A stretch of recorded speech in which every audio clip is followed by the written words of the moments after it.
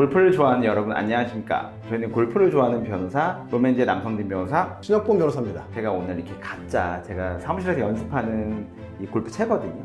이걸 가져오게 된 거는 저희 둘이 골프를 진짜 많이 갑니다. 그래서 제가 뭐 사진 찍어 올릴 수 있는데 여기 시계 부분이 너무 골프를 요즘 많이 가가지고 다 타 있거든요, 살이. 근데 신 변호사님이랑 골프를 치러 가면 그렇게 생크가 많이, 그래서 맨날 외칩니다.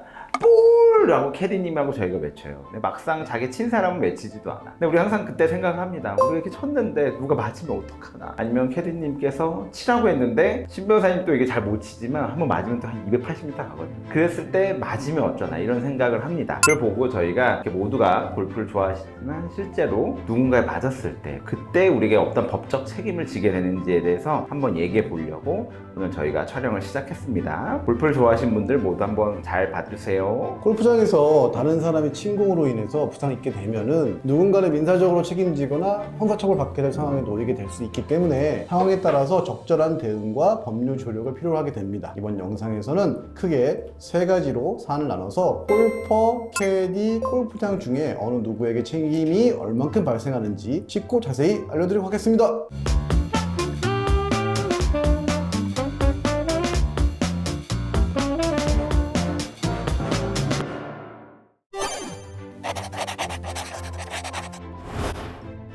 KD가 옆에 있는데 아직 치란 말도 안 했는데 앞에 팀이 먼저 훅 갔다고 허락 없이 마음대로 친 거예요. 근데 여러분 아시겠지만 골프장은 여러 팀이 시간대별로 동시에 라운딩을 돕니다. 보통 5분에서 7분 간격으로 돌거든요. 캐디의 허락 없이 마음대로 공을 치는 건 굉장히 위험합니다. 캐디가 분명히 아직 치지 마세요 라고 했는데 배가 너무 급해. 내가 보여주고 싶어, 이 연습했던 걸. 그래서 급한 마음에 에라 모르겠다라고 쳤다가 사고가 발생한 경우 어떨지 한번 살펴보겠습니다. 이런 안전사고에 있어서 공을 친 사람에게 책임이 발생되는지 여부는 가해 골퍼가 사고 발생에 대한 예견 가능성과 회피 가능성이 있었음에도 불구하고 이를 소홀히 했는지, 즉 우리가 주의 의무라고 하는데요, 이 주의 의무를 다했는지에 따라서 달라지게 됩니다. 주의 의무를 다했는지 하는 판단하는 기준은 여러 가지가 있는데 안전관리자 역할을 하는 캐디의 지시를 무시하고 샷을 강요한 이상 주의 의무를 다했다고 보기에는 어려울 것 같아요. 더 구체적인 거는 남성진 변호사님이 얘기해 주겠습니다. 이게 생각만 해도 아찔하죠. 캐디가 말하지 않았는데 내가 쳤는데 앞에 사람이 맞거나 아니면 슬라이스가 나가지고 옆에 오래 있는 분들이 맞는다. 그건 무서운 상황입니다. 그래서 캐디의 경우 명확한 지시를 하고 골퍼를 적극 말렸다면 사고를 방지하기 위한 조치를 다 했으므로 보통 책임이 면하는 경우도 있어요. 그리고 골프장은 기본적으로 체육시설이기 때문에 체육시설의 설치 이용에 관한 법률에 따라 안전사고에 대해 보통은 캐디 등에게 일부 책임이 있습니다. 우리가 말하는 사건의 경우에는 플레이어가 캐디의 명확한 지시를 완전히 무시하고 발생한 사고인 만큼 코스 관리나 안전시설 미비 같은 문제가 없다면 굉장히 캐디의 책임 소재는 낮아지게 됩니다. 반면에 캐디의 허락하에 공을 쳤는데도 불구하고 사고가 발생한 경우를 한번 생각해 볼게요. 골퍼가 캐디를 전적으로 믿고 있는데 캐디가 네 치세요, 팀은 저 멀리 있어서 안전합니다 라고 확신에 찬 지시를 했어요. 그 말을 믿고 공을 쳤는데 세상에나 공이 예상치 못하게 크게 슬라이스 또는 훅이 나면서 주변에 있던 다른 팀의 한 분 뒤통수에 공이 맞아가지고 그분이 큰 부상을 입었다면 골퍼와 캐디, 골프장 중에 누가 어떻게 책임을 지게 될까요? 이 경우에는 우선 골프장은 캐디를 고용한 사용자로서 캐디의 과실이 인정될 경우 그 과실에 대한 사용자 책임을 지게 될 수 있습니다. 또한 피해자에게는 골프장에 가입된 배상 책임 보험을 통해서 배상이 이루어집니다. 즉 화재보험이나 이런 것처럼 골프장에는 다 이런 배상 책임 보험이 들어져 있어요. 또한 캐디의 경우 샷을 자신이 허락했는데 이런 안전사고가 발생했다는 것은 캐디가 전방의 거리 등을 제대로 확인하지 않았거나 코스 상황을 충분히 살피지 않은 데에 대한 주의무 위반이 있을 가능성이 높습니다. 따라서 캐디에게 형사적으로나 민사적으로나 업무상 과실이 인정될 수 있고 이로 인해 피해자가 상해를 입었다면 최악의 경우 업무상 과실치상으로 형사처벌을 받게 될 상황이 굉장히 높습니다. 여기서 공을 친 골퍼에 관해서 한번 얘기해 볼게요. 골퍼는 캐디의 지시에 따라서 쳤을 뿐인데 이런 사고가 발생했으니 약간 억울할 수도 있을 겁니다. 하지만 현실적으로 말씀드리면 캐디가 쳐도 된다고 허락을 했어도 공을 치는 최종적인 주체는 바로 골퍼 자신입니다. 그렇기 때문에 골퍼도 공을 치기 전에 수동적으로 전방 및 주변의 안전을 확인할 의무가 있다고 보고 있어요. 아무리 캐디의 지시가 있었다고 하더라도 다시 눈으로 위험 요소를 확인하고 샷을 보류할 최종적인 판단 권한과 의무가 있는 거죠. 판례에서는 이런 경우 골퍼에게도 일부 책임을 같이 묻고 있습니다. 실제로 최근 골프장에서 발생된 실명사고 사례에서는 골퍼와 캐디 둘 다 고소는 됐지만 형사적으로는 캐디만 기소가 됐고 민사소송에서는 골프와 캐디 모두에게 손해배상 책임을 지게 하였습니다. 얼마 전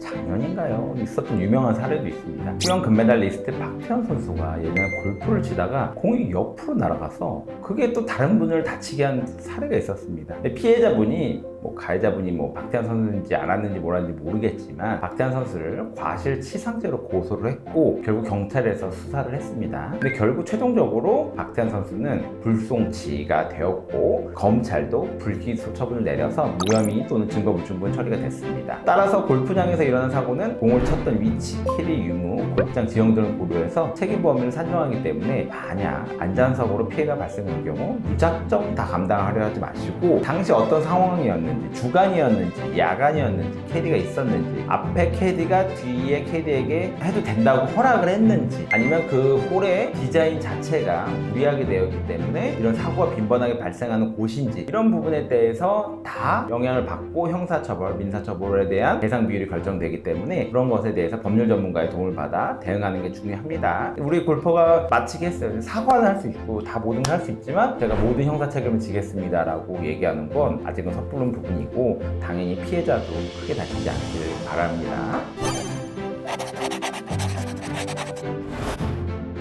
요즘 이런 경우가 있습니다. 요즘 특히나 일본 아니면 한국에서도 일본은 특히나 이런 캐디 없이 골프를 진행하는 경우가 많고요. 한국에서도 점심시간, 야간에는 노캐디로 골프를 진행하는 경우가 많습니다. 저는 아직 한 번도 해본 적은 없거든요. 근데 그럴 경우 스스로 돌아야 됩니다. 이 카트를 빌리고 카트에 연락이 옵니다. 빨리 도셔라, 지금 어떻게 하라 이런 여러 가지 무전이 오거든요. 근데 어쨌든 내가 이것을 칠지 말지는 내가 결정하고 앞홀 간의 간격도 내가 결정해야 됩니다. 그래서 비용도 싸고 플레이 자유롭게 할 수 있다고 생각할 수 있지만 여기서 많은 책임감이 일어나요.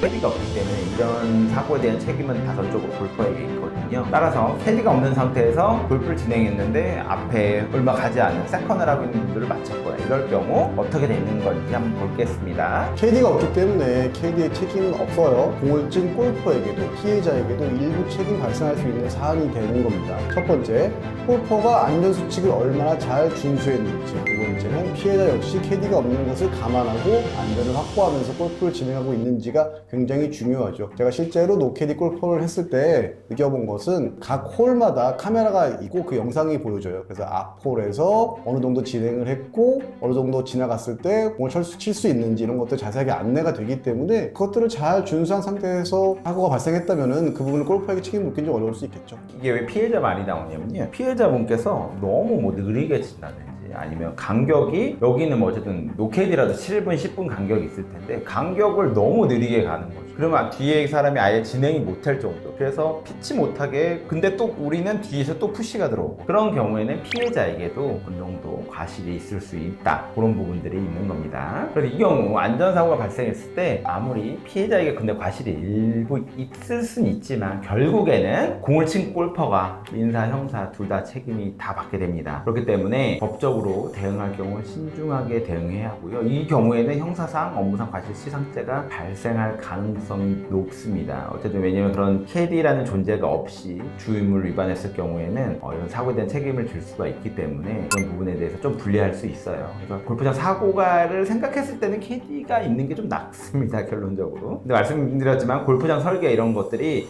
결국 사고가 일어나는데 보이거든요. 이게 아시겠지만 이 각 홀이 있고 그 옆에 홀이 또 몇 미터 간격이 있고 해저드도 얼마 몇 미터 간격 이런 게 다 정해져 있어서 그 설계가 만약 미흡했으면 당연히 골프장도 책임을 지게 됩니다. 강원도에 있었던 유명한 골프장 설계 문제 때문에 사고가 빈번했어요. 그리고 정말로 그 골프장에서 실명하는 사례가 발생한 적이 있는데 그때는 골프장 설계 미흡 때문에 골프장이 전적으로 책임진 사례도 있습니다.